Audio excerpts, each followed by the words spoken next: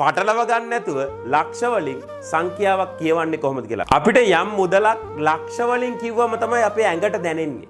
නැත්තම් කෝටි වලින් කිව්වම තමයි අපේ ඇඟට දැනෙන්නේ, ලේ වලට දැනෙන්නේ. ඉතින් මේ තවමත් භාවිතා වෙනවා මේ ලක්ෂ කෝටි.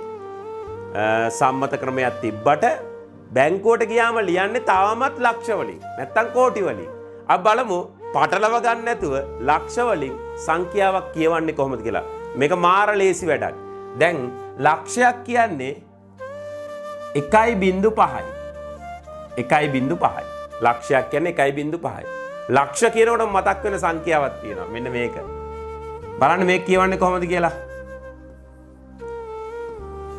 දැන් මේකට මම ලේසි ක්‍රමයක් කියා දෙන්නම්. අග ඉඳන් ඉලක්කම් 5ක් වෙන් කරන්න. 1 2 3 4 5. එතකොට මේ තියෙන්නේ කීයද? 69.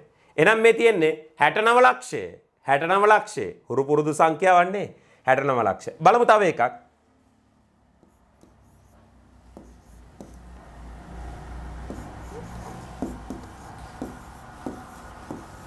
දැන් මෙන්න මේ සංඛ්‍යාව කියවන්නේ කොහොමද කියලා බලමු. ලක්ෂ වලින්. රයිට්? ඒක හරි ලේසි. අග ඉඳන් ඉලක්කම් 5ක් වෙන් කරන්න. 1 2 3 4 5. එතකොට මෙතන තියෙන්නේ ලක්ෂ 54යි. ඊළඟ තියෙන 35600යි. එහෙනම් මේ කියවන්නේ 54 ලක්ෂ 35600. 54 ලක්ෂ 35600. වැඩේ පැහැදිලි ඇති නේද? රයිට්.